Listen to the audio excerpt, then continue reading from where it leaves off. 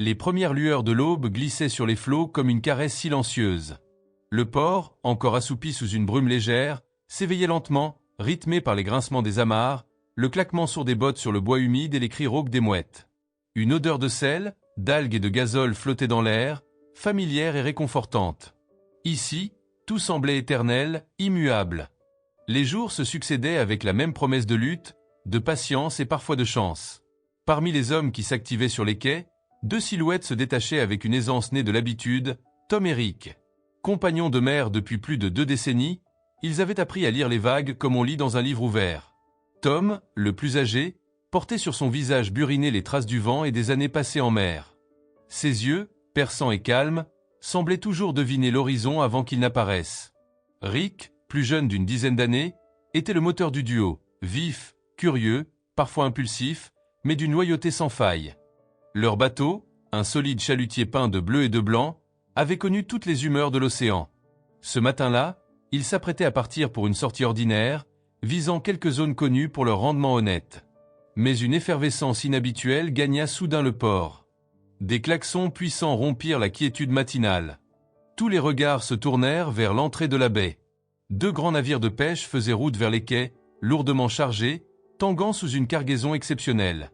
Des silhouettes s'agitaient sur les ponts, brandissant des poissons au-dessus de leurs têtes comme des trophées. Les visages rayonnaient de joie, les rires fusaient. Un spectacle rare, qui attira bientôt une foule de curieux et de pêcheurs. Un homme massif sauta sur le quai avec une vivacité étonnante pour sa taille. Il se dirigea droit vers Tom et Rick, le regard brûlant d'excitation. Dans sa main, un papier froissé. « Tenez, regardez ça », dit-il en le tendant à Rick. Sur le papier, des coordonnées précises, suivies de quelques mots griffonnés. « Zone chaude, poissons partout, jamais vu ça ». Il raconta alors, d'une voix haletante, comment leur sonar avait détecté une anomalie thermique à une 40aine de milles au large. Une étendue d'eau plus chaude que la normale, où les poissons affluaient en masse, comme attirés par une force invisible. « Ils sautent littéralement hors de l'eau », insista-t-il. Une bénédiction. Autour d'eux, les murmures sceptiques se turent lorsque l'homme souleva le couvercle de sa cale. À l'intérieur, un entassement impressionnant de poissons frétillants, aux écailles étincelantes. Ce n'était pas une histoire de marin. C'était réel. La promesse d'une pêche miraculeuse, que seuls les plus rapides pourraient saisir. Tom et Rick n'eurent besoin que d'un regard pour se comprendre. En moins de 10 minutes, leur équipage était réuni. Les moteurs furent vérifiés, les filets rangés, le carburant chargé. L'air vibrait d'adrénaline. Un ancien pêcheur, resté à l'écart, murmura « Quand la mer donne trop facilement, c'est qu'elle cache quelque chose ». Mais son avertissement se perdit dans la clameur. Le bateau fendit les eaux calmes, laissant derrière lui un sillage blanc et mousseux. À bord, le silence régnait, chargé d'anticipation. Le soleil se levait lentement, peignant le ciel de nuances orangées. L'équipage, d'ordinaire bruyant, se tenait calme. Même les plaisanteries habituelles avaient disparu. Rick, les yeux rivés sur la console, observait les variations de température avec une attention fébrile. Tom, debout à la proue, fixait l'horizon. Après 1 heure de navigation, l'atmosphère devint plus étrange encore. L'eau semblait plus dense, presque huileuse. Le vent avait baissé, et un calme surnaturel régnait. Puis soudain, Rick aperçut un mouvement inhabituel à la surface. Là, à tribord, cria-t-il. D'innombrables ombres minuscules bondissaient hors de l'eau. De petits poissons, par centaines, jaillissaient comme animés d'une urgence folle. La mer semblait vivante, agitée d'une fièvre étrange. Tom donna l'ordre de ralentir. L'équipage se mit en position, prêt à jeter les filets. Mais alors que les hommes s'activaient, Tom fronça les sourcils. Il y avait autre chose. Un mouvement plus large, plus profond. Une ombre massive sous la surface, tournant lentement autour du navire. Une nageoire. Immense. Inconnue. « Rick, tu vois ça ?» murmura-t-il.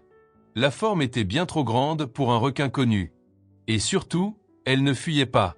Elle tournait, s'approchait, évaluait. Le silence se fit oppressant. Puis, sans avertissement, la créature frappa le flanc du bateau avec une violence terrifiante.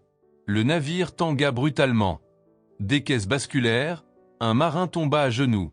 Rick agrippa la barre, les jointures blanchies. « Les requins ne font pas ça », souffla Théil. Mais ce n'était pas un requin. La chose frappa de nouveau, par en dessous, comme pour tester la résistance. Pas un acte de panique, mais une stratégie. Délibérée, calculée. Tom comprit à cet instant qu'il n'était pas face à un simple animal.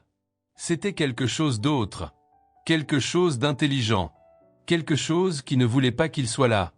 Et ce n'était que le début. Le choc résonnait encore dans les os de l'équipage.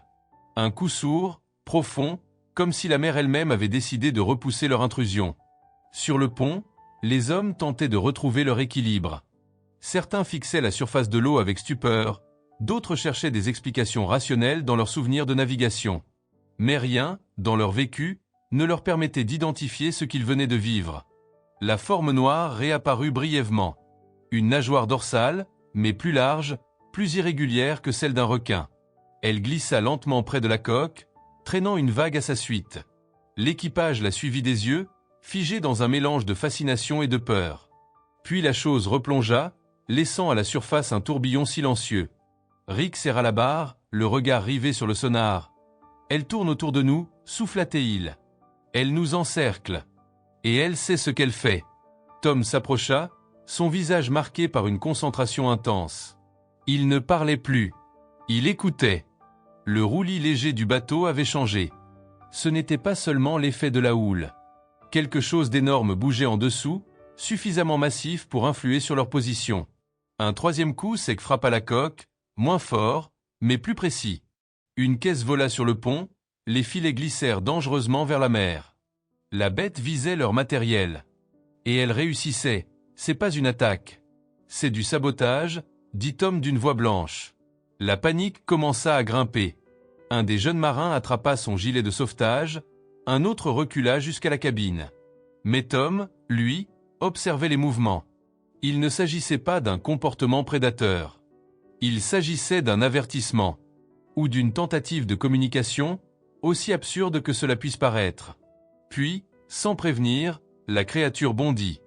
Une masse colossale surgit hors de l'eau, projetant un rideau d'écume à plusieurs mètres de hauteur. L'ombre de son corps obscurcit le ciel un bref instant. Ce n'était ni un requin, ni une baleine. Sa peau, gris-bleu, semblait à la fois lisse et rugueuse, striée de marques profondes. Ses nageoires, larges et déformées, bougeaient avec puissance mais aussi avec une grâce étrange. Lorsqu'elle retomba, la vague qu'elle déclencha fit basculer le bateau à 45 degrés, projetant des outils sur le pont. Un silence absolu s'installa. Le souffle coupé, l'équipage n'osait plus bouger. Puis Rick murmura « C'est pas naturel ». La créature ne réapparut pas tout de suite. À la place, un étrange calme retomba sur la mer. Les poissons, auparavant en panique, s'étaient dispersés.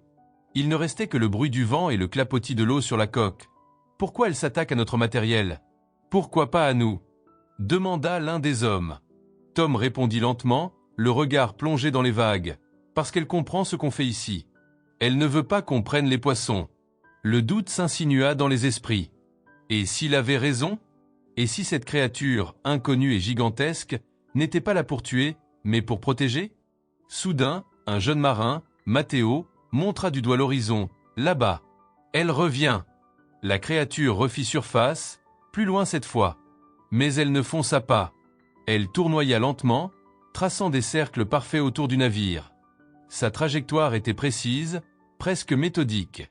Puis, à la stupeur générale, elle émit un son. Grave, profond, vibrant, comme un chant lointain venu des abysses. Le bruit semblait résonner dans leur cage thoracique. Un appel. Une plainte. Une alerte. Tom recula d'un pas. Ce cri n'avait rien de naturel. C'était trop structuré. Trop chargé de sens. Elle essaie de nous dire quelque chose, souffla Théil. Elle nous montre qu'on est au mauvais endroit. Rick n'osa pas répondre. Lui qui croyait d'avoir tout vu, tout compris, sentait que quelque chose lui échappait complètement. Ce n'était pas juste une anomalie marine. C'était une intelligence. Une présence qui les testait. Puis, sans prévenir, la créature plongea, et lorsqu'elle réapparut, elle était bien plus proche. Ses mouvements restaient lents, mais ses yeux, car oui, désormais il les distinguait, semblaient fixer le navire. Et alors, chose encore plus incompréhensible, elle tourna le dos et s'éloigna. Pas dans une fuite panique, non. D'un mouvement droit, contrôlé, cap vers l'ouest. Tom resta immobile, les yeux plissés. Elle veut qu'on la suive. Tu te rends compte de ce que tu dis? Demanda Rick. Regarde-la. Elle ralentit. Elle tourne pour vérifier si on suit. Une tension nouvelle gagna le pont. Suivre une créature inconnue, en pleine mer, sans savoir ce qui les attendait?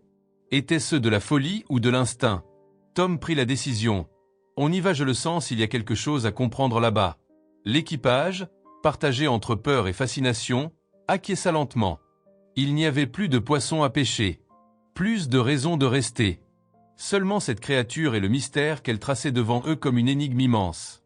Alors, Rick remit les moteurs en marche, et le navire se lança à la suite de l'inconnu. Vers l'ouest. Vers l'inexplicable.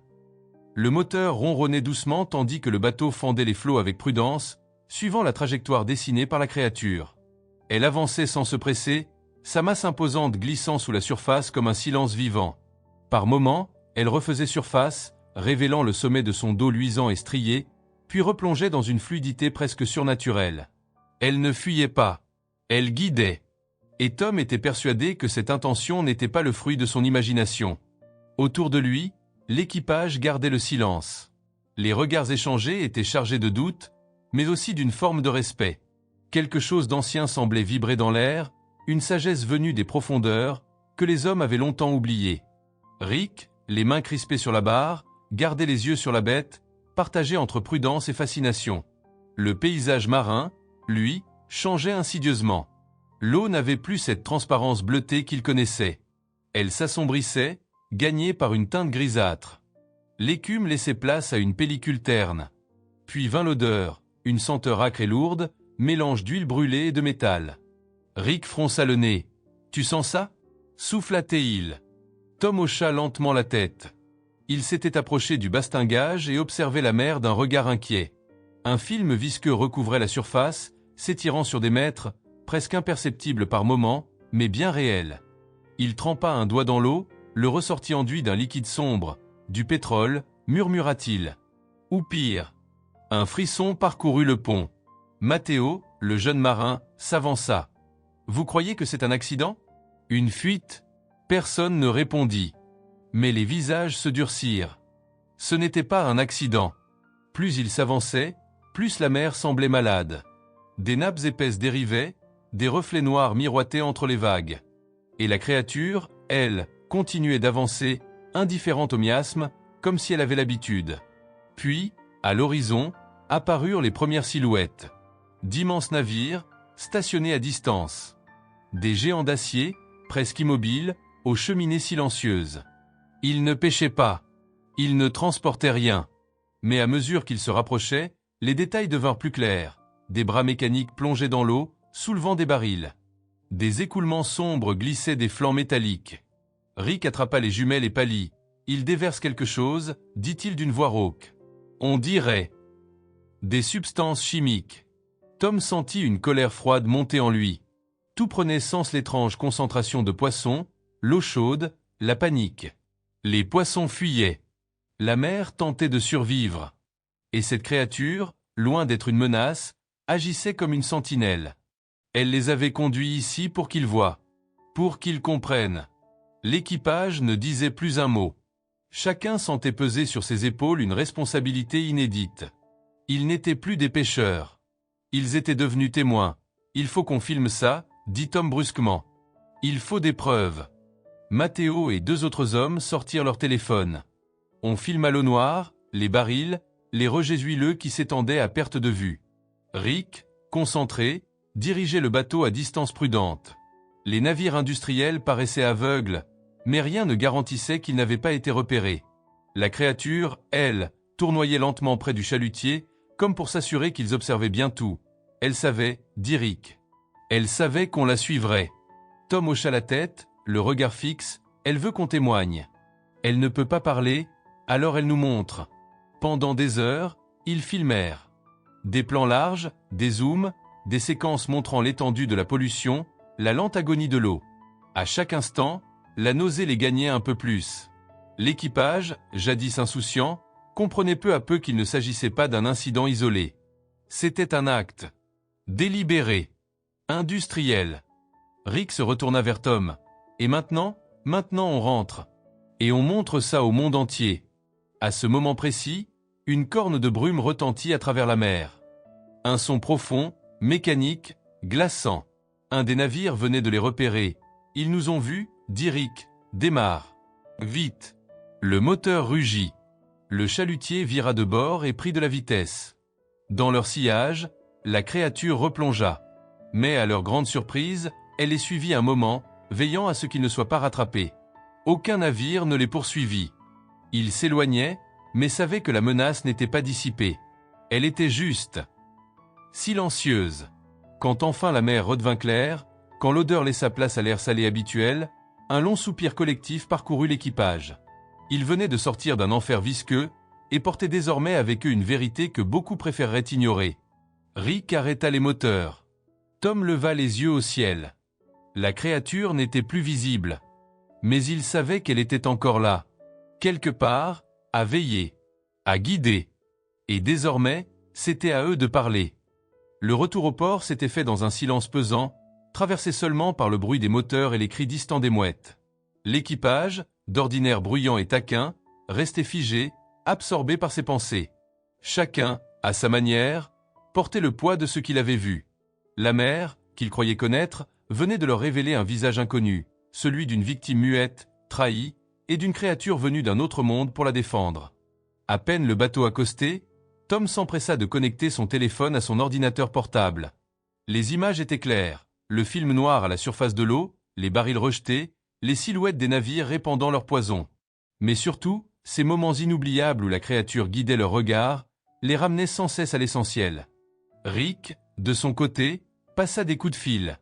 Des journalistes locaux. Un ancien biologiste marin qu'il connaissait de réputation. Des contacts avec des ONG environnementales. Il ne savait pas encore qui allait les croire, ni même si cela aurait une portée quelconque, mais une chose était sûre, il ne pouvait pas garder cela pour eux. En moins de 24 heures, les images circulèrent. Envoyées à des médias, partagées sur les réseaux sociaux, transmises à des chercheurs. Le regard impassible de la créature, son comportement méthodique, sa silhouette gigantesque plongeant dans les eaux souillées. Tout cela frappa l'imaginaire collectif. Et surtout, le contraste avec la brutalité des navires industriels révolta. Les réactions furent immédiates. Des biologistes s'exprimèrent publiquement, analysant les vidéos image par image. Certains pensaient à une baleine, mais les proportions, les mouvements et surtout l'intelligence comportementale suggéraient une espèce encore inconnue. Une théorie se répandit rapidement. Il s'agissait d'un cétacé des profondeurs, une espèce supposée éteinte depuis des siècles, vivant dans des zones abyssales jamais explorées. Les journaux titrèrent « Une créature des abysses protège son territoire face à la destruction humaine ». L'ampleur médiatique dépassa tout ce que Tom et Rick auraient pu imaginer. Des scientifiques demandèrent à examiner leurs données. Les autorités maritimes ouvrirent une enquête. Des groupes environnementaux appelèrent à une intervention urgente. Et les entreprises responsables, désormais sous le feu des projecteurs, nièrent d'abord. Mais ne purent longtemps dissimuler l'évidence. Face à la pression populaire, des inspecteurs furent envoyés. Les images satellites, croisées aux vidéos de l'équipage, confirmèrent la pollution massive. Les navires identifiés furent immobilisés, les capitaines placés sous enquête, et une vague d'indignation mondiale se leva. Pour Tom, ce n'était pourtant que le début. Il restait tenté par le regard de la créature. Il ne s'agissait pas simplement d'un acte de sauvegarde. Il y avait dans ses gestes, dans sa façon d'entourer le bateau, de frapper sans tuer, d'observer et de guider, une intention, une conscience, une volonté. Quelques jours plus tard, un biologiste marin les rejoignit au port. Il portait une épaisse barbe grise, un accent européen, et surtout une connaissance encyclopédique de la faune abyssale. Il avait reçu les vidéos et y avait reconnu un détail que d'autres avaient ignoré, une cicatrice en forme d'anneau sur la nageoire dorsale. Selon lui, ce marquage correspondait à une espèce observée seulement 2 fois dans l'histoire scientifique, une baleine géante des profondeurs, vue pour la dernière fois au large de l'Antarctique, il y a plus de 50 ans. Ce n'est pas seulement un animal rare, expliqua-t-il à l'équipage réuni. C'est une sentinelle. Une survivante d'un monde que nous avons oublié. Et elle a fait ce qu'aucun de nous n'a eu le courage de faire. Le mot sentinelle résonna dans l'esprit de Tom pendant des jours. Il se souvenait de chaque instant, Le cri profond, le regard, le mouvement lent de cette masse grise glissant entre les vagues souillées. Cette créature n'était pas venue par hasard. Elle les avait choisis. L'affaire fit boule de neige. Des gouvernements imposèrent des régulations plus strictes sur les activités en mer. Des associations écologistes, jusque-là marginales, virent leur influence grandir. Et surtout, les mers polluées firent l'objet d'une attention renouvelée. La tragédie que la créature leur avait montrée devint un symbole. Une fracture dans l'indifférence. Mais pour Tom, Rick, Matteo et les autres, rien ne serait jamais comme avant. Ils ne pouvaient plus jeter leurs filets sans penser à l'impact. Ils ne pouvaient plus regarder la mer sans ressentir la brûlure de ce qu'elle endurait. Ils avaient été témoins de quelque chose de plus grand que leur propre existence. Un matin, des semaines après leur retour, Tom se leva tôt et retourna seul sur la mer. Il coupa le moteur loin des côtes, laissa le silence l'envelopper. L'eau était calme, pure, presque. Il regarda l'horizon, espérant. Et pendant un bref instant, il crut voir, au loin, une ombre. Une courbe douce effleurant les vagues. Il ne dit rien à personne ce jour-là. Mais dans son cœur, il savait. Elle était encore là. Et tant qu'elle veillerait, peut-être que la mer avait encore une chance.